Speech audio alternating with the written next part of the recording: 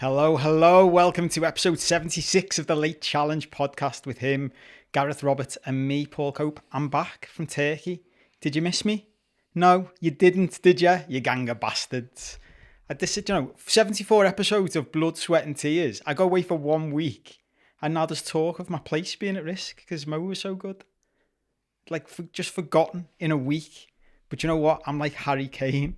No matter how shit I get, you're stuck with me. I'm going to be here all the time. And at least I got one message saying I was missed. So thanks, mate. Walk the League 2020 at LFC 6 times 2019. Big love to the mighty Mojo. Always a good listen on the rap. Am I allowed to say I did miss Paul Cope? You are, mate. Thanks. But in all seriousness, a massive thanks to Mo for stepping in last week and allowing me to have a holiday. And it was great to see him and great to see how well his appearance went down. Because it means we can have some time off now, doesn't it? Yeah, finally. I mean, it's weird how we made a big thing about it, really, isn't it, when you think about it? I mean, why wouldn't it be all right? But well, in fairness, I was thinking about this before I went, that, to get the catchphrases going straight away on my return. There were people at the start of this saying to us, never have anyone else on. I know, there was like, actually, yeah. Just let it be you. But maybe even they'd have changed their mind a year later.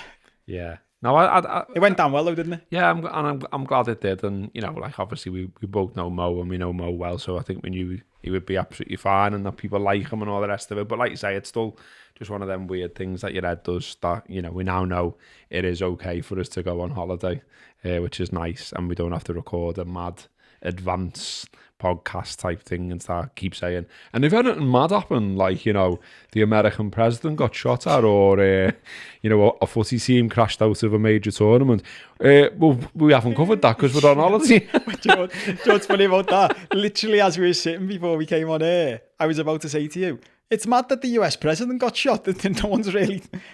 Is it just like? I think that's the type of news in the past would have been everywhere, but I feel like it's not even a thing anymore. It's definitely a thing. I've seen, like, every time I've seen. I mean, I know we've talked about. Has it been on prominence in places? Yeah, you've thought that you literally swerve the news. I watch it every now and again, and it's been in a prominent position. Yeah. Yeah. But we're not going to talk about it. Although I would just say, and perhaps I'm an our last, but look, I can't help it.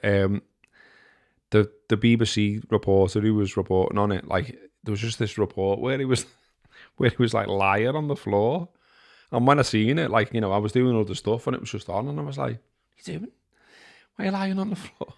And he's like, we were just taking cover behind this car and all this. The reporter was lying on the floor? Yeah. I thought you meant it was footage of Trump lying on the floor. No, the BBC reporter. And I was like, but like, as he was lying on the floor, there was other people just walking along, milling about, and it was like way after, from what I could gather, it was fairly significant amount of time since the incident had taken place, and obviously the shooter had been shot and all the rest of it, and I was like, what?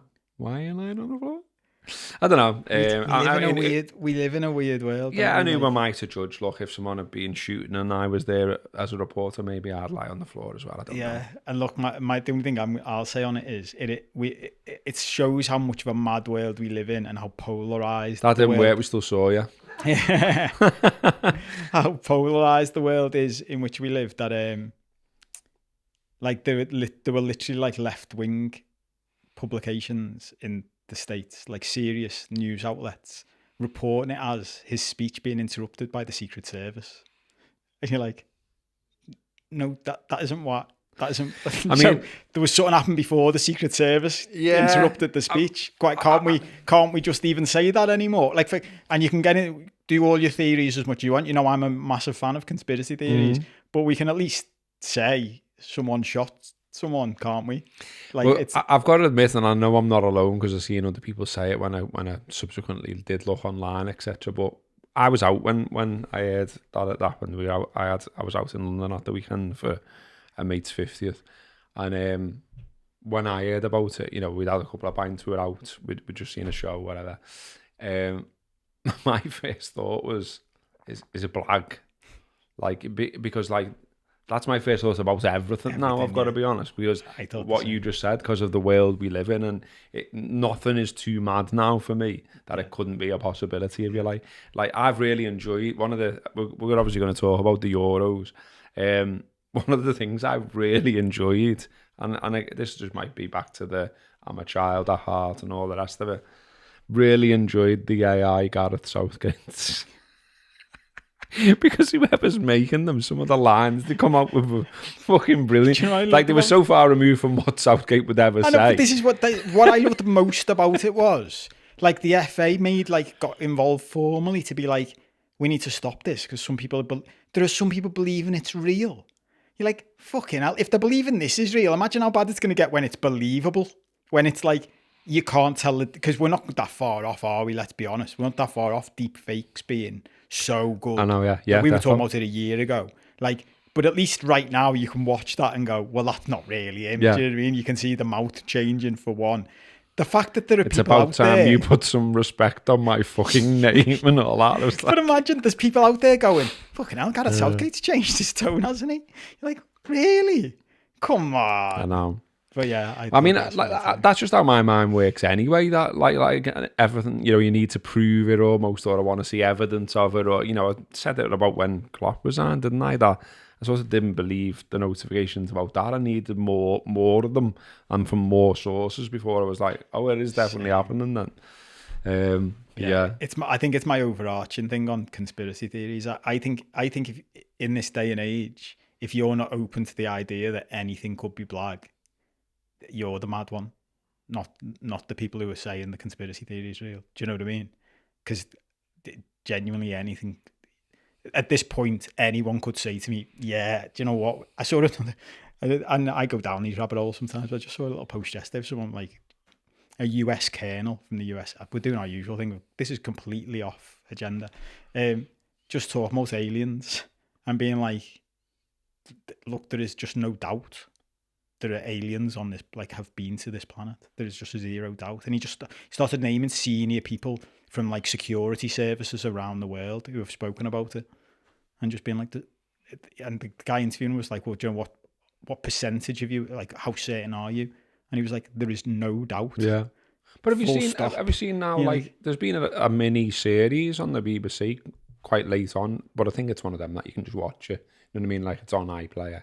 It's this Welsh girl that, like, investigating a series of like UFO sightings and things like that in this country over, in the past, and like revisiting the story, speaking to people in the area where it happened, and like quite well done. Do you know what I mean? Like, and like just one of them. Like, if you're not doing anything else and it's on, you end up sort of watching it, that type of thing. Then go out looking for it. But I saw some of that, and like I say, it was quite good. But what was interesting to me was that when she was like contacting the MOD and stuff like that, their stock line now is basically they're not asked. Like, they just say, we don't look into it. It's not worth our time. Really? Yeah. Like, so we've got nothing else to say. It's not like, oh, why, yeah, or what, or we'd, it's just, so what? Like, basically. And it's that's interesting in itself, isn't it? That, mad. Like the people that are protecting our country, if you ask them about this, they just go, no, ask me. Got bigger fish to fry. Like, do you know what I mean? Who's asked? Like, until they're at our front door knocking saying they want something, I don't give a shit, mate. That's right. That's what's wild. The first thing I thought then was, so if you're going to commit a crime, the best thing you could do is make it look like it's an alien invasion in some way. Yeah. Because then when you phone the police or the MOD, they'll be like, not bothered. It's them aliens again. Anyway, we've got loads of random stuff to get into, including this happened before I went away. As we're gonna we might not have time for this, but here's an EastEnders. Maybe hold on for later. Come back and watch the Patreon show. A seagull stole a sandwich out of my mouth before I went away, and I've saved it for now. We can talk about it later. Interested in that? Ordered 120 toilet rolls on TikTok. I'm interested in that as well. I've seen them adverts, and I actually thought when I've seen them on TikTok, what bellend would go and buy that? I know. I thought the same thing. And I thought, content in it. Like, whatever happens, it's content. This is what starts happening to you. Have you seen it? Well, I mean, we'll come on to it, but I'll say it now and I'll say it then. Have you seen the price of toilet roll out? But go on, we'll save that for later. Exactly. So hang around for that. But before then, I've already mentioned Harry Kane. So we are gonna talk about it. Me and Robbo did joke, exchanging messages before the game yesterday that should we just not mention it at all, regardless of what happens. But it'd probably be a bit weird if we didn't, wouldn't it? So Some people will get a cob on. Well, someone somewhere will get a cob on either way. So it'll be like, lads, don't talk about England. Well, I saw someone saying, lads, like, that's all you talk about now. And you're like, well, it has been a big talking point, hasn't it? So it's back to the same old thing, isn't it? We'll talk about what we want. Alan Webb's missed you because no one's mentioned Gary Neville, he said. Oh, my God. Do you know, Mo did, as I was watching it. Oh, he did, didn't he? Yeah, he did. He mentioned, because he used to talk about, I can never pronounce his name. Who? Gary Neville? No, Nedum Anua. Yeah. That's how you pronounce it. And Mo said, yeah, Cope, something about like competing with the Cope's opinion of the best pund out of Manchester. Oh, yeah, he did, yeah. And I was like, I've never mentioned Nedum Anua. I don't even know how to pronounce it. Midnight Toker's noticed that we're colour-coded again as well. Oh, yeah. I mean, because he was back, I just thought, we'll do everything again like we always did. So, belled him this morning, what colour shirt you going for in your corporate environment today? Blue, what about yourself? Yeah, same, lad. Yeah, so here we are. Lash that on. So yeah, we're going to talk about England for a bit, and probably a lot. I wanted to kick us off really with to tie it in, because I know we've been doing some mental health moments. Robbo came up with a few weeks ago, and I liked them, and a lot of you liked them. And this is the big thing I was thinking about, probably just after I went away, because a lot of footy's happened in those 2 weeks, hasn't it? And there's a mental health bit in this for me, which has occurred to me about football generally, which I think is bad for all of us who like football. And if you get into this mindset, it can fuck you up, which is basically football has become just, and maybe it always was, I don't know, but it's become an outcome focused thing. So the entire narrative is based around the outcome, and everything I've learned in the past few years has been about, it's popped up a lot in my life recently, like outcome independence, this phrase, outcome independence. So you should do things that are good regardless of the outcome. And then just let go of the outcome, because most of the time you've got no control over the outcome. And like to give you a bit more like detail, as what I mean is, I literally, before England played Switzerland, the crowd were booing Southgate to the extent that he was talking about it was hard to go over to the crowd. Like the national narrative was, we even talked about it, crap tactics, crap football, can't beat shit teams, boring. Got all these amazing footballers who play amazing football for their clubs, come and play for the national team, it's shite. Then he played Switzerland and was shite again, went behind, went to extra time, went to pens, won on pens against Switzerland, and the narrative shifted. Even as I was away watching it, like, it shifted to like this strong mentality, getting through even when they're playing badly, greater pens. England were never greater pens before. And then it became, you need to give him more respect. You need to give England more respect.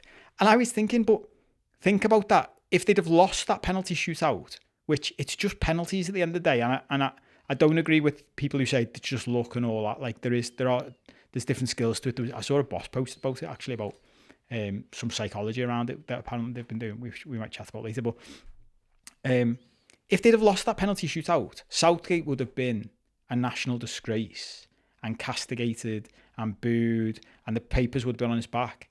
But because they won the shootout, it just turned. And then they won a semi-final against a poor Dutch team with a dodgy penalty and a wonder goal.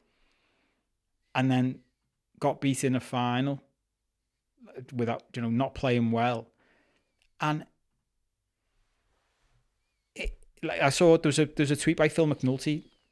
This is last week, saying England manager Gareth Southgate has been pelted with beer cups and criticism in Germany, but now fans sing he is the one again, and he stands on the brink of glorious vindication. This was just before the final, and you're like, it's dangerous for me, and it's unhealthy for everybody, and I don't know how we get away from it, but it's pretty much the narrative is dictated by the outcome, pretty much always, isn't it? Certainly in international football it is, isn't it? Or certainly in this country. Yeah. I mean, I don't know if there would ever be a way to find out, really, unless you sort of knew someone who lived in another country for X number of years, where you could sit down with them and say, is your media weird as fuck as well?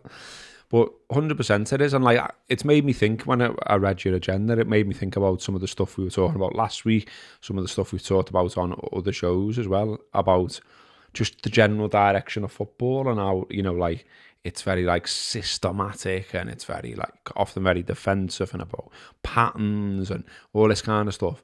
And it's like, well, isn't that connected to that? Do you know what I mean? Like, there's always the bias thing, and I get that, the psychological bias, you know, about, you know, we romanticize nostalgia and all that, and that's been proven to be like something the human brain does and all that. But like, we've just had a whole tournament, haven't we? There, how many like outstanding moments of skill or brilliance, or you know, there were some good goals, of course there were. You know, Yamar scored a boss one, as I think every scout had ended up calling him. But you know what I mean? Like, I don't know. I mean, you can't expect like someone to come up with a new skill every fucking major tournament or something like that. But those things did used to happen, things like that, or some mad run, or just like an iconic moment where every footy fan went, "Wow!" Yeah. Do you know what I mean? Yeah. Wasn't too much of that, was there? Compared to, I don't know. And look, I'm literally saying, you know, I know that we romanticize and do nostalgia, but you know, I don't know, there's no like mavericks there, is there? There's no one doing anything mad. There's no one scoring a free kick that you've never seen before, or doing something, you know, really out of the ordinary. Is that? Is it not just me, that is it? No, well, it ties into what you were talking about. Bielsa was talking about, wasn't it? That, not like, taking that's risks. what we loved footy for. When you grew up, that's what you loved footy for. If you ask anyone from our generation and before to name their favourite footballers or their favourite football moments, it was always the Mavericks, wasn't it? Yeah. Like, and not just the attacking Mavericks, the defensive Mavericks, the lunatics, Yeah. the people who just like two-footed someone in the chest, or you know, had a scrap in a cup final, and then at the other end of the pitch, the Di Canios and the Ginolas, and we grew up watching them. Even, you know, for the shittier clubs, there was always like a Kincladze or a Jorginho, and these lads who were just unbelievable to watch. And we've seen it. I mean, Luis Garcia springs to mind for us. That I feel like that's what sort of been drummed out the game, which is, yeah, but they're just flair players that they don't do it consistently. And you're like, yeah, but it's fun, isn't it? On the subject of that though, what was a belter in the tournament was the power cube just popping up with that goal. Now that was boss, wasn't it? Yeah, but that's a perfect example of this, because you know, the end of my point there was basically whether you're happy or not with footy now hinges on small moments.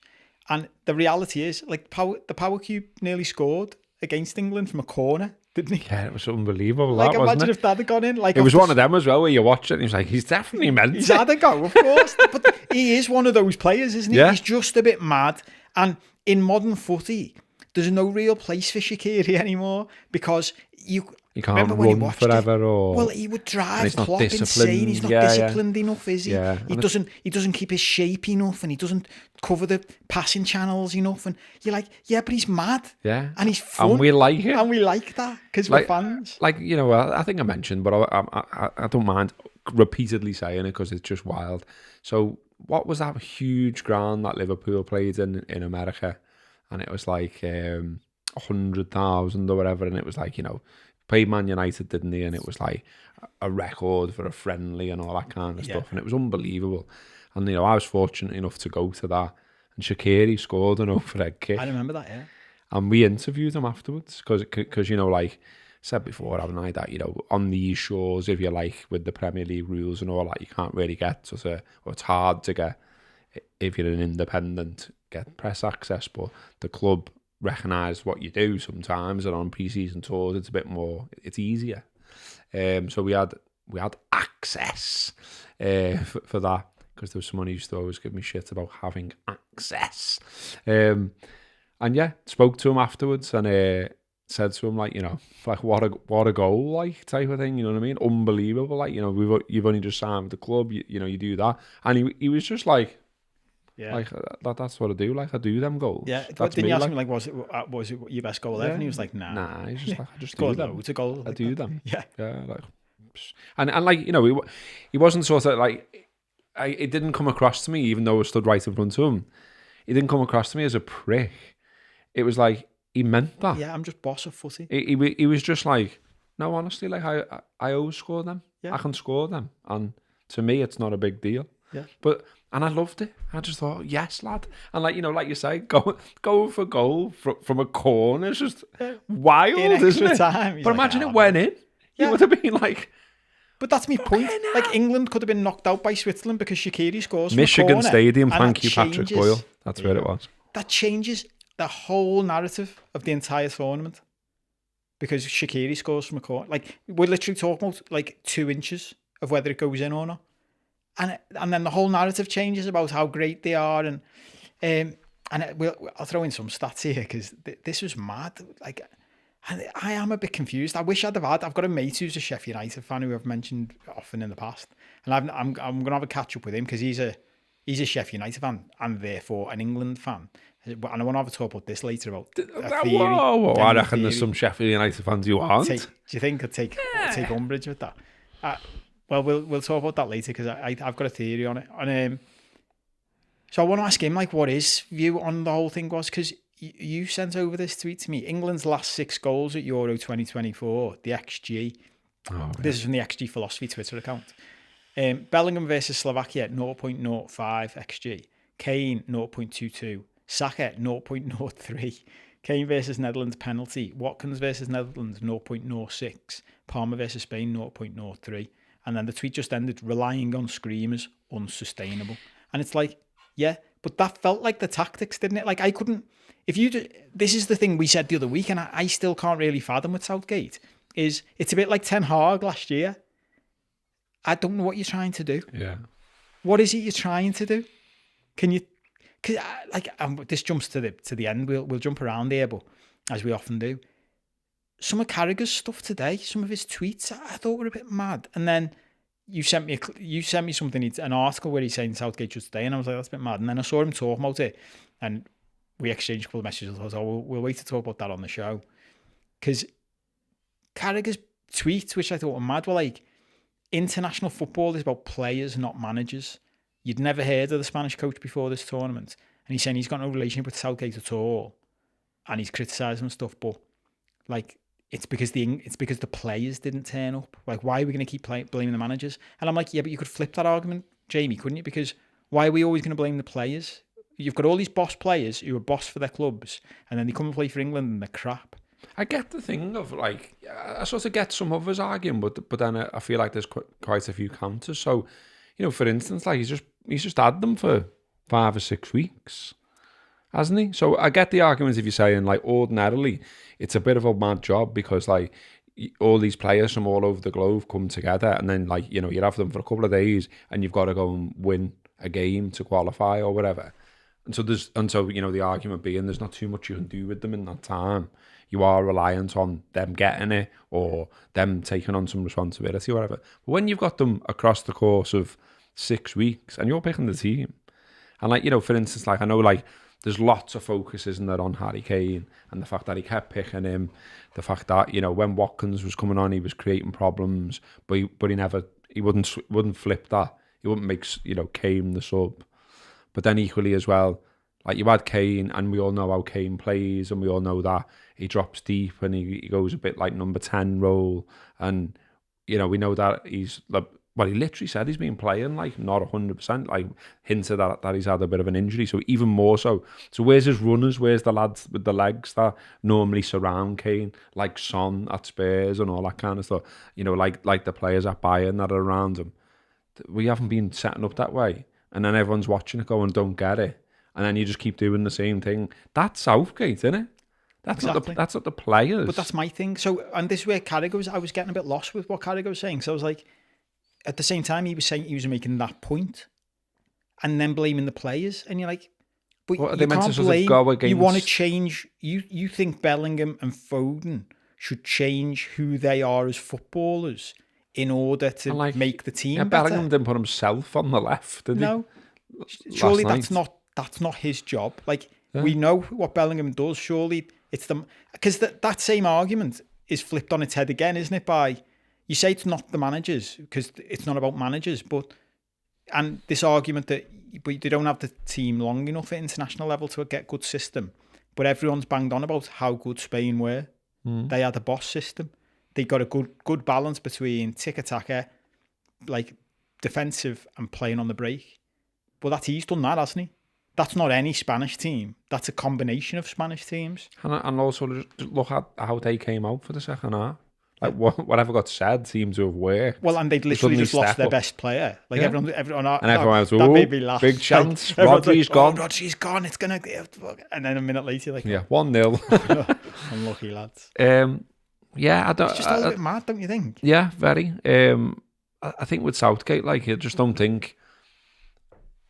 Like what's been annoying me since last night, and obviously seeing papers, of heard the radio, seeing telly, whatever, and just keep seeing over and over and over again about reaching 2 finals and getting to a semi-final and all this, and it's like, who's he played though? It's not like England are like smashing some world superpowers in football. Like, they played, apart from the Dutch, played no one in the lead up to getting to the final against Spain. Played Spain and never looked like winning the game. So, like, I don't see how you can deem anything about this tournament just gone as a success. It was like last minute goals, penalty shootout, moments, but nothing ever convincing. Nothing wasn't good football, wasn't entertaining football. And when I'm thinking about it on the other way around, I'm thinking, well, like he said, didn't he, Carragher, in this piece about like almost like who would want it and who would you get? Well, there's £5 million dangling there a year. I'm sure there's someone who would take it for that money for one. And then for every bit where you say international football is shit because XXXX, flip it on its head. Is there not a club manager or a Champions League manager or whatever who's fed up, had enough, too stressed by the day-to-day of a big club and what club football involves, and fancies a little bit of a step back where, yeah, you're only going to have these lads a couple of times a year, and the rest of the time, there's plenty of time to chill. And by the way, you get £5 million for the privilege. There's got to be managers. Well, I guess that's the point, because when you replied to me saying I'm sure someone would have £5 million, I was like, yeah, I think the point he was making, which I thought was fair, which was like the problem for anybody is if what Southgate has done, and I'm on board with this, if what Southgate has done, regardless of the details of it, is deemed a failure ultimately, that means that whoever comes in has to win the World Cup or the Euros to be successful, because he's got 2 finals and 1 semi-final. And you're like, yeah, and at the same time, your point is right. I remember saying this, I think I said it on the show last time I was on there. I think the greatest thing he's probably done as England manager is be dead lucky with the draws he's had in tournaments. Yeah. And there was this, it was funny because I think I was looking up and I was a bit surprised actually, because I think there is that narrative, isn't it, that he's shit against the top teams. But the Athletic had done, just Athletic, but it was the New York Times as well. I think that the same company. Yeah. I found an article which was interesting because there was one in the Telegraph as well that said how England rank among their Euro 24 rivals versus top 10 opponents. In England were 4th in the list with a 30.4% win rate. Only France, Spain and Belgium are above them. Italy, Portugal, Netherlands, Germany and Croatia next. And I think the answer is, looking at the New York Times article, the Athletic article, that England are historically shit against the big teams. So there was, I'll just read some of this article out to you, because this concluded that the opportunity Southgate's England team have had in terms of who they've been drawn against in the last rounds of major tournaments is a luxury previous England teams were never able to enjoy. And I think that's going to be, when we look back in years to come, England fans, I think that's going to be the thing that they're like, fucking hell, we missed opportunities there. Because in this, it was saying there's an 18-year gap between 2002 and 2020 in which England did not beat a team ranked in the top 10 when they faced them. And that period includes the 2018 World Cup, which was Southgate's first tournament. But it's interesting because I think that starts the narrative. This was the knockout rounds in Russia. So England beat 2 teams ranked outside the top 10, Colombia and Sweden, and then they lost 2-1 to Croatia in the semi-finals. But I think that's part of the problem for him, is that when they lost to Croatia, that sounds like they should have beat Croatia. Croatia were ranked 4th in the world then. They were a good team, but just sounds like a shit team, doesn't it? Doesn't sound like one of the big nations, but they were actually pretty good. But on the stats, Southgate has faced 9 matches against big teams in inverted commas at tournaments, while the other 7 managers to lead England at a tournament have played in 19 matches between them. England have recorded as many victories in the last 8 years against big teams as in the previous 24 years, with Southgate winning 4 of his 9 fixtures. So apart from Terry Venables, who managed 2 wins against highly ranked teams in the same tournament, no other England manager has recorded more than 1 victory since 1992, with 0 wins in the knockout rounds. Now that's wild, isn't it? So it just shows you, like, for me, it's a bit like, I was chatting to my girlfriend about this, about like, a theory that I was developing as I was watching them. When you look at the players and how they've reacted to getting booed earlier in the tournament, I think there's a bit of a like Everton thing going on here. Where like what's inbuilt into the entire setup of playing for England? Because think about like who you're coming from. Most England players are coming from the top clubs in England who are used to winning, and their fan bases are used to winning, and then they're coming in to play for a side that hasn't won anything since 1966. So the whole mentality is completely different, isn't it? It's like going from playing for Liverpool to playing for Everton part-time, and, like and the fan base go in. When Klopp came to us and said about sort of, you know, that the baggage that you carry around with you, that is there. And I think that was maybe what Carragher was touching on, but, you know, it's probably taken the point too far, really, without considering the other side, maybe.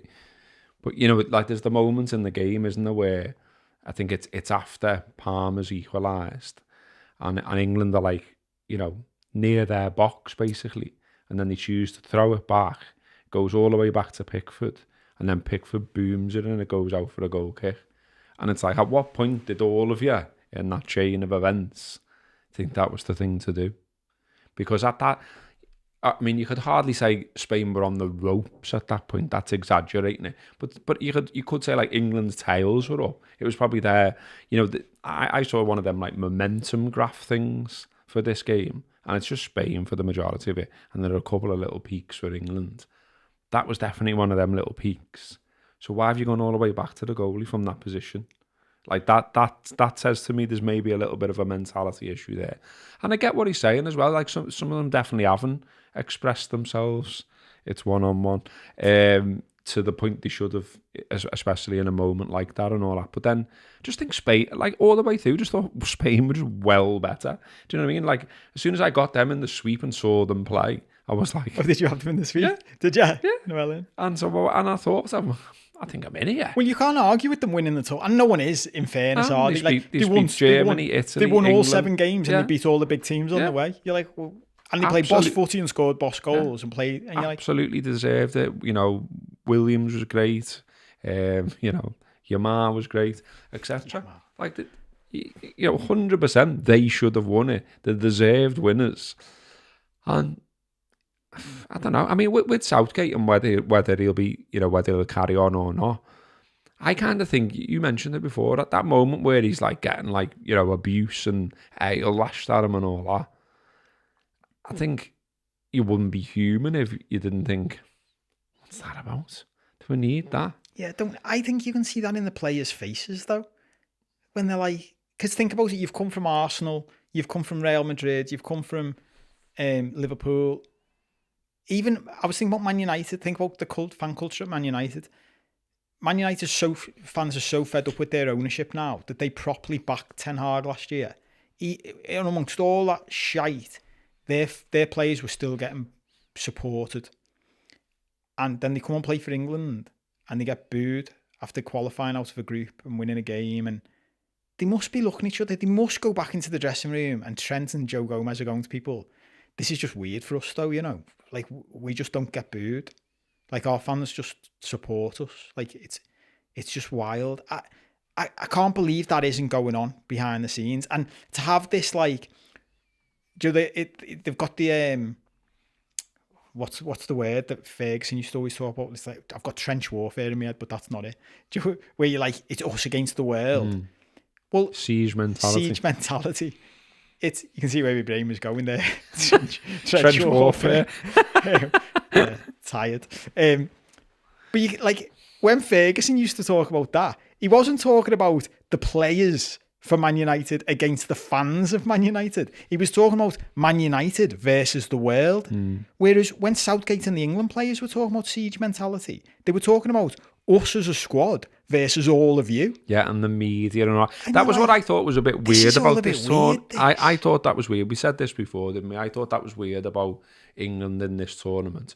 Because I think Southgate, at previous points in his tenure as the England manager, has done some good stuff in terms of changing the mindset by the looks of it. Do you know what I mean? And like what I said before about the stuff with the media and making the players more accessible and getting people to appreciate the players as people as well as players and all of that. I thought all of that was quite clever. He spoke quite well on the whole and things like that. But on this, if it was him generating that siege mentality, and there's more than him who seemed to be irked by the criticism, it's like, but I think it's justified, a lot of it. Like Lineker saying it was shite, well, it was. Like, what turd are we polishing it? Like, okay, you can keep on saying it's tournament football, then it's knockout football, then it's final football. Keep on spinning it in some way to say it's only about the outcome, to go back to what you said before. But I just didn't think it was ever going. I never everywhere I went yesterday. I got back to Liverpool and went in the shop at Central to get me ticket to go back to mine, and on the Merseyrail screens, it's going from telling you what time the trains are to it's coming home. I'm like, it's not, lad. Yeah, well, you sent me that. That's one. Just don't think it is, lad. This fan, a confident football fan in Wiltshire, decided to get a tattoo of a trophy and the words England Euro 2024 winners on his leg 3 days before England's match against Spain. Dan Thomas, 29, from Swindon. Paused after Swindon. Believes the Three Lions will win the coveted title. Well, you were wrong, mate. It's behaviour like that. I'm just... Do you know, with it, when I said about my mate who's a Sheffield United fan, that it's all of that, I think, ties into this, which is the desperation, the collective desperation. You've got all of these. When you think about the psychology of being involved in England, players, manager, fans, just on the weight of numbers, most fans who don't support the bigger teams that win things, which is most football fans. And me and you are advocates of the football pyramid in the UK, and all those clubs are really important, and we're massive advocates of them, and that should be protected. And the fact of the matter is, the vast majority of those football fans don't get to watch their team win trophies, which means all of their hopes and dreams on winning something then rests on the national team, which is a natural thing, isn't it? But that's a problem then, when the national team hasn't won anything for nearly 60 years, because then the pressure of all of that, when you compare it to the same dynamic in all the other major countries, they still have pressure. I saw people, pundits from other nations saying, in France, Deschamps is getting absolutely pelted in France because of the type of footy he plays. Yeah. But the difference is he can go, yeah, but I've won stuff. Yeah. And no England manager can say that. And it's that thing of well, I was thinking about this for as much as the we as football fans who our preference is Liverpool and club football, we hate things like the Nations League.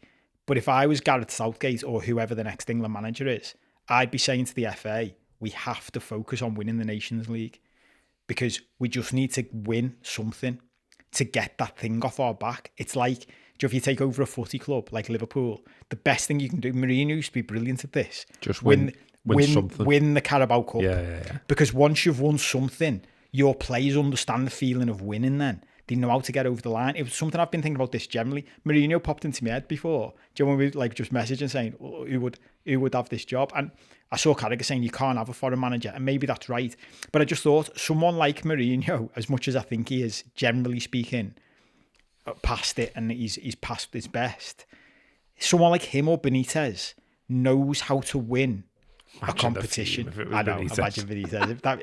I'd love it just for that. But you know what I mean? Those managers Gareth Southgate fundamentally doesn't know how to win stuff. Well, do you want to know? Do you want to know the odds? Oh, we like the God. This We like this, don't we? Yeah. So the favourites. Do you know when I thought about this the other week? Think about how many times we went through the Liverpool odds, and Arne Slot wasn't on there, was he? No, yeah. So the favourite is Graham Potter. Yeah, well, I saw him in a picture before and thought, oh yeah, that makes sense. Then he's 11 to 8. He's the favourite to be the next England manager, whenever that might be. Then Eddie Howe. Then Lee Carsley.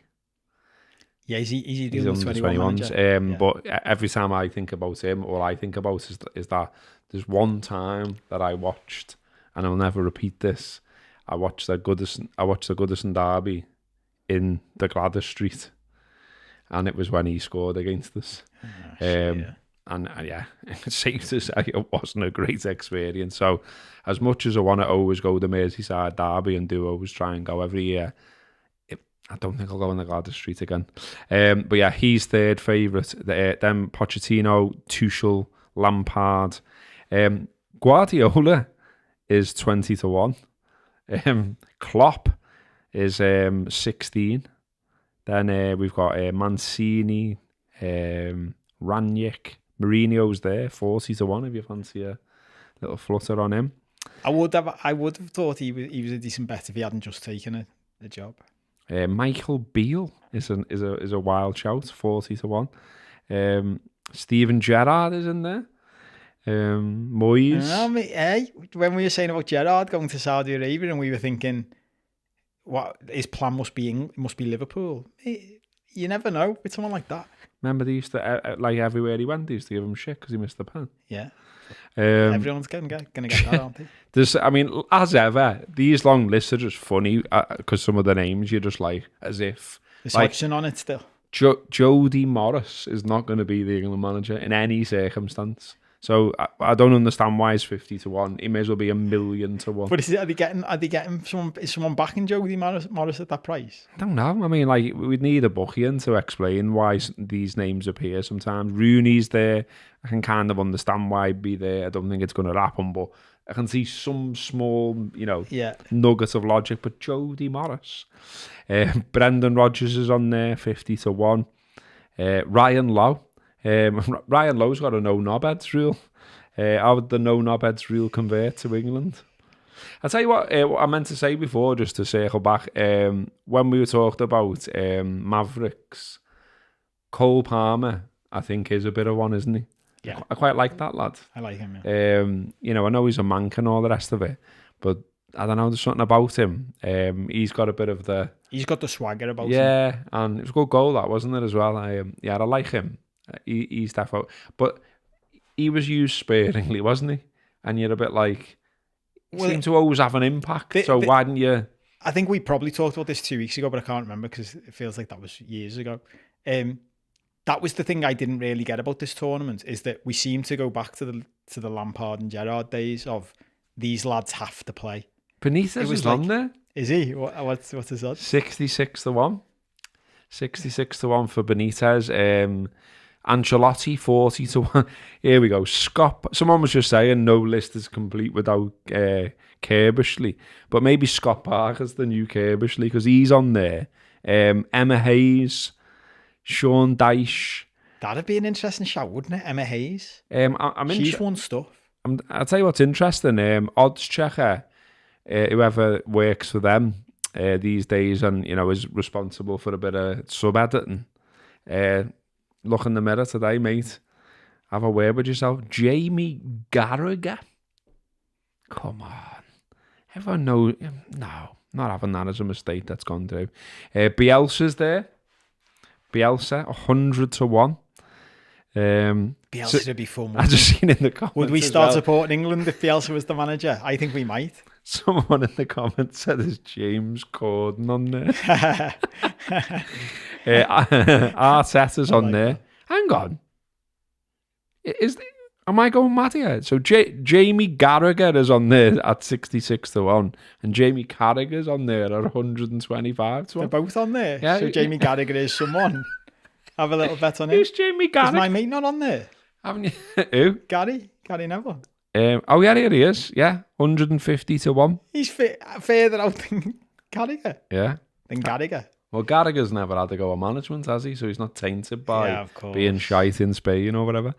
Trying to look for any other just mad. What? Steve Bruce is on there. Shearer. Oh, here we go. Hodgson, 150 to 1. Allardyce. Get in. So Allardyce, the Allardyce gravy was boy. doing a Sky Sports bit before. He'd have dropped Kane, he said. The last two in the market are Michael Owen and Rio Ferdinand. Owen shorter odds than Ferdinand. No, they're both 250. 250 to 1. Here's a question for you. I mean, if you're going to stick a quid on that, you may as well just give me the quid, I would say. Give us the quid and we'll honour any of those bets. The big ones. If which of those managers could be appointed that would convert you to an England fan? But I just got to pick up on a comment because I was really aware that I did it as well and someone's picked up on it. I used the corporate phrase just before. Did you? Yeah. And as soon as I said that, I was like, fuck off. And I've called it out on bullshit bingo before, and I just used it. Go on. It's the thing where I was going to say this the other week. I've noticed I've started turning wool. So I caught myself just with a few different words, and I was like, oh fuck, this is dangerous. This is because I'm sitting in an office. This has happened since you're sitting in an office now. Yeah. You're turning circle back. Circle back, yeah. But isn't it funny how you said it and I didn't flinch? I'm so We're both sat here in corporate shirts, starting to talk corporately. Doing chat about Southgate. Well, go on to change the subject and move away from it. Which of those managers could be appointed that would swing you to being an England fan? I think they need. Well, I was thinking about this today about the whole thing of. I mean, we talked about it to death, haven't we? But why aren't we engaged? And why would you be engaged? And I was thinking about my lad because he's like he likes football and he's into football and he's like me. And I was thinking that's probably my fault that he's like me. Do you know what I mean? It's because he's only 16. So why is he not asked about England? Probably hearing me banging on about it all the time, isn't it? And so. We were exchanging messages watching that match last night, and he said to me today that one of his mates was fuming with him because one of his mates is into it, and like because Cara was just like, yes, go ahead Spain and stuff like that. The lad was fuming with him over it, and I was thinking that's probably my fault that. But someone asked about it in work who is not into footy, and they were just like, why are you? Why are you? And I was like, well, one, I've got Spain in the sweep, so, there's that. But then I was just talking about it more seriously, and I was saying, like, for me, things like they still just play every fucking game at Wembley. Like, that's just so short-sighted for me. Like, take it out and go round the country. Because remember, the last time they did do that, more people got engaged. They did. I remember it. Yeah. And, like, if you took it round the country and you made it accessible to people, more accessible than it is now, maybe there'd be more engagement in it. Maybe you get different types of people going. I don't know, but I think that would be a place to start thinking about it. But I don't get the impression that, like, I don't know, but I'm just guessing, but the FA don't seem bothered about that type of stuff. Do you know what I mean? I think they'll just look at it and say, well, the games are full, we've got a crowd, when we go away and we play in tournaments, we're well followed. There's no problem. Yeah, well, it's funny, isn't it? Because I'd be intrigued to see even like within Liverpool, what's the split between arsed and not arsed? What's the split in Manchester? What's the split in Newcastle? There obviously are people who are arsed, but I mean, like as an example, I walked through Liverpool town. We got off at Lime Street, walked to Central, like didn't do a lap of town or nothing, but like I didn't feel any buzz. I walked through about 5:30ish, something like that. And then later on, I seen a few social media posts saying like the people out, but it wasn't like alive. Do you know what I mean? It was just sort of like, yeah, there are some people in the city defo who are bothered, but it definitely not. I'd been in London a couple of hours before, plenty of it going on there. Like, well, I remember I've probably mentioned this in the past, but I remember I lived in when I went to law school in Chester. I lived over there with a mate who was a Man United fan, and we were dead good mates, and we used to go out all the time, and that was, what would that have been? 2002, probably. And I remember me and him being in the pub together, and it was Chester, so it's only down the road, but proper like full of England fans. Yeah. And me and him were both there, and he was a big Man United fan, and I was a big Liverpool fan. And neither of us were asked about England other than wanting our own players not to get injured. Like, we both had the exact same attitude. But it was funny that he was, you know, it was the first time it taught me it wasn't just a Liverpool thing, a Liverpool City thing or a Liverpool FC thing. Like, someone else from a similar city with a supporter club that wins things themselves was like, he had the same attitude as me. He was like, he went on, why would I celebrate Michael Owen scoring a goal? And I was like, yeah, I was the same with Wayne Rooney back then. But it's a complicated thing, isn't it? I was thinking about this for the lads, like for my stepsons, like, because their dad's an Evertonian, so they might grow up being Evertonians, and that's fine. I'd probably just give them a little chat and say, I'd have a think about that yourselves, because there are connotations to that for your life. Like, my nephew is now growing up as an Evertonian, and it's not that much fun, like, generally speaking, but maybe there are other sides to it. But it is a bit of a, like, I was thinking about that, because every time we get asked the question, or my sort of, I still have to think about it. And I think, generally speaking, I kept hearing people saying, I'm a proud Englishman. Gareth Southgate was saying, I'm a proud Englishman.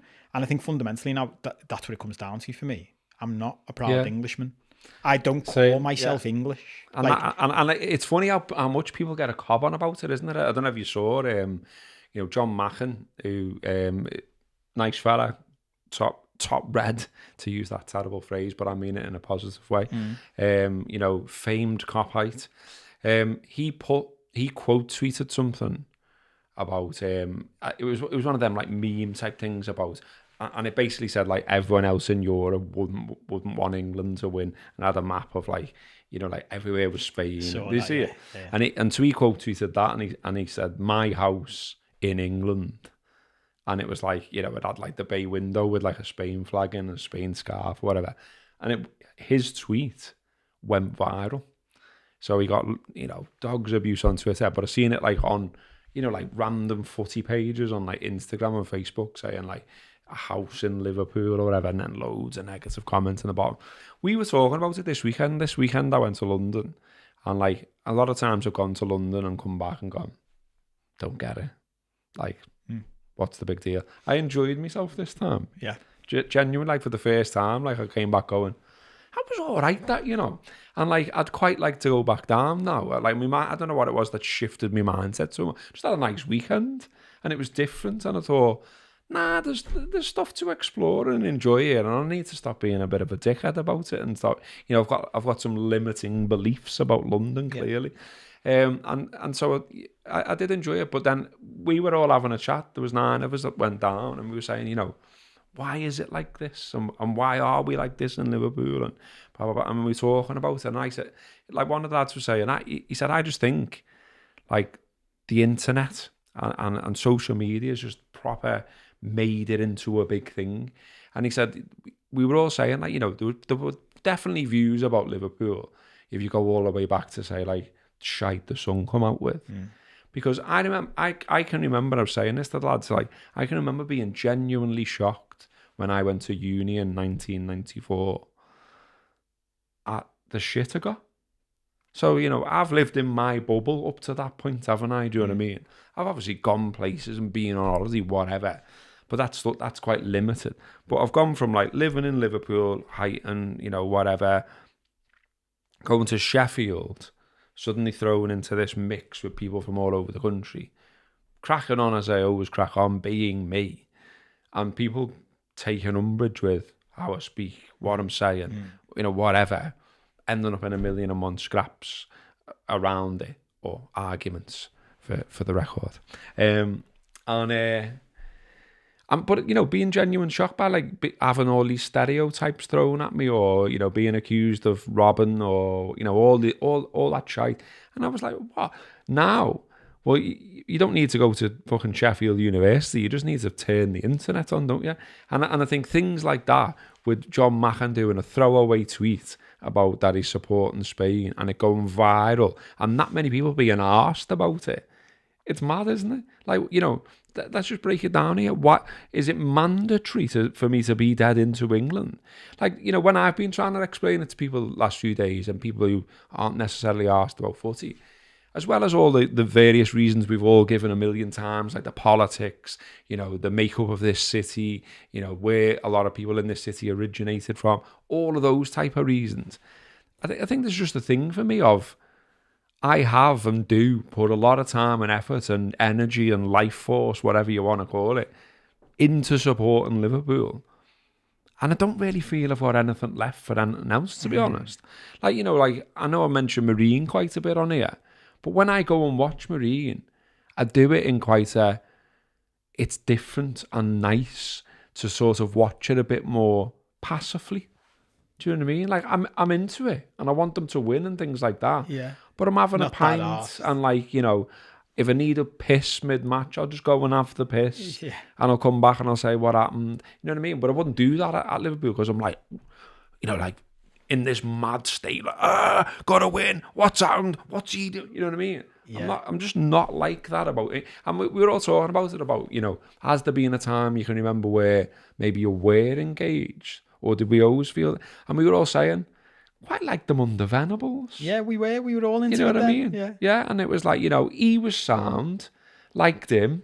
But I think this ties into the same thing. But remember the footy as well? Like, remember McManaman? Yeah, but it takes us nicely back full circle, right to the outcome independence thing. McManaman was running at players and taking them on. That tournament was fun because it was a good team. Darren Anderson on one wing, Steve McManaman on the other wing, Gaza in the side, Shearer and Sheringham. It was a Flair team with a manager who, he was the England manager. Whenever they talk back about Joe's tactics and all that, he was ahead of his time, Venables, wasn't he? Like the formations he used, he had the Christmas tree and all that. And I've heard Neville talk about it. Like, Neville was playing wing back at times, which wasn't a thing back then, and they were changing shape during the game, and that was fun. And that's the big issue with the outcome independence versus outcome dependence thing, is that, I've got all kinds of stats here. I want to finish on a thing about Harry Kane, but you've probably all heard the stats about, England created less XG than Croatia at the whole tournament, and Croatia went out at the group stage. England have reached 2 consecutive Euro finals despite averaging 9-point shots per 90 in 13 games over those 2 tournaments. Only 3 Premier League sides have averaged fewer than that in a season on record, out of 540 possible sides, and all 3 were relegated. And this is the problem. You play footy like that and you don't win the tournament. Why are you interested? Yeah. They were the only games, and I say I'm not interested, but I still watched the games. They were the only games I really watched. And every time I sat down to watch them, I was like, this is shite. It's just shite. Yeah. And there was another one here, pick your stats. Phil Foden at Euro 2024, 7 games, no goals, no assists. Harry Kane had 1 touch in the opposition box in England's 2 Euros finals combined. England's attack at Euro 2024, goals 8th, non-penalty goals 11th, shots 19th. Expected goals 21st, non-penalty expected goals 23rd. Just shite, isn't it? From an entertainment perspective. Ian's asked a question, which I'm interested to just hear what you have seen or heard, or I know you've been away, so it's probably not ideal, but Ian says here, how many houses were decorated with England stuff? I mean, in Liverpool, he says quite a lot over here in Yorkshire. I can honestly say I didn't see any. I didn't see one. On the Wirral as well. I didn't see any. And like I say, it was dead low key in town.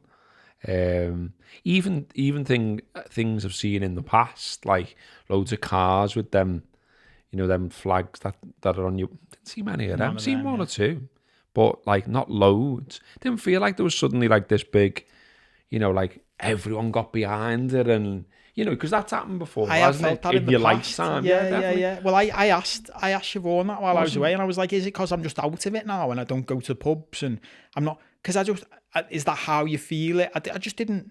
But maybe it is. I thought, well, maybe it is just because I'm a step removed from it now, or maybe more than 1 step removed. But I don't know. I felt like there was, considering they were favourites going into it. I thought there wasn't that much of a buzz. But we're out of time. But I wanted to finish on one thing. I need to mention Trent just for therapeutic reasons, but we'll do that on the Patreon show with all the random stuff.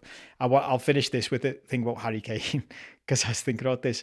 In the rest of the stuff we talk about, I'm a firm believer that the way the universe works is you get back whatever you put out.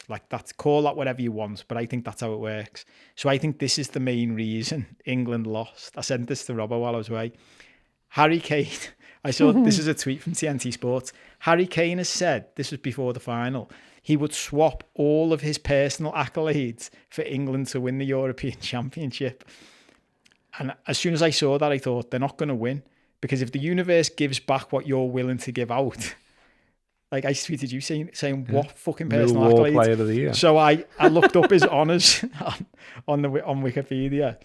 Here's some of the highlights of Harry Kane's personal accolades. Football League Cup runner-up 2014, 2015 and 2021. UEFA Champions League runner-up. I think this is the peak of his achievements. 2018-19, lost to Liverpool, obviously. He's obviously been now the European Championship runner-up in 2020 and 2024. Nation Leagues, UEFA Nations League third place. 18-19, it's a big one, isn't it? Yeah, some of the other highlights. Millwall Young Player of the Year, 2011-12. I mean, there's some other ones in there. I don't want to be too disingenuous. So he's got a few Premier League golden boots. He was twice London Football Awards Premier League Player of the Year. Well, I mean, these are the big ones, aren't they? Yeah. My favourite ones here. Think about this. These are listed on your Wikipedia and they're high enough for me to see. He got the Bundesliga Goal of the Month in 5 months. It's good going, isn't it? Mm-hmm. And obviously the big ones. He's a member of the Order of the British Empire, 2019. And he got the Freedom of the City of London in 2023. And I was thinking about this. Like I won, in my football career, I remember I won, I got a trophy for finishing runners-up in the Consolation Cup at Ballswood Park, which would have been in 1992. I've never offered the universe that in exchange for... Maybe that's what's happening with this. You know, like we're doing all right with the late challenge, aren't we? But maybe if we offer to give up our personal accolades, you know, it'll absolutely fly. So yeah. I'll put it out there. I am prepared to give up highly commended in the Merseyside Young Writers competition. Yeah, I'll give that up. Sound. Well, I'll throw in my runner up in the Consolation Cup then. We'll throw that in for the universe. So if anyone wants to make us really, really successful on the basis that we will give those awards there up. There we go. If you're listening, universe, we will do that. We'll give up our personal accolades like Harry did. That's it. We're out of time. We're going to go over to Patreon. For those of you who are watching live, come over, see us there. If you're not doing that yet, you can come over for free on a free trial for 7 days, and there's like 60 odd back episodes to watch now. We're going to have a little chat about Trent before we get into some random stuff, including my seagull story, the toilet rolls from TikTok. You've just mentioned comments. I looked up some of our TikTok comments before I went away, which was a experience in itself. Oh, I don't bother with that. Yeah, I reckon we've talked before about like what's the most toxic platforms, haven't we? Oh yeah, I think like that's TikTok. That's the new one, isn't it? TikTok wins by a country mile. I don't bother. I sometimes look to see like how many followers we've got these days or something like that. Every now and again, just out of interest, but I don't get involved in the comments because I did for a while on like lost days. You know what I mean? Yeah, like I was thinking about you in it, like fucking hell. Like I looked at some of the videos that I looked at it to go to you. Fucking hell, some of our old videos have done really well here, you know. Yeah, I bet you I know. I haven't looked at that, but I bet you I know what it was. So I bet you it was when we played United, wasn't it? Yeah. Well, this is the point that we'll get into over there. It's like whenever it's gone viral, it's basically gone outside our bubble. Yeah. And whenever it goes outside our bubble, oof. You'd be pleased to know it was mainly clips of me talking where people were properly slaughtering us, slaughtering me. So if you want to hear us talk about that and seagulls robbing sandwiches out my mouth, TikTok toilet rolls and comments and other stuff. Who wouldn't? Exactly. Get yourself there. Come over there.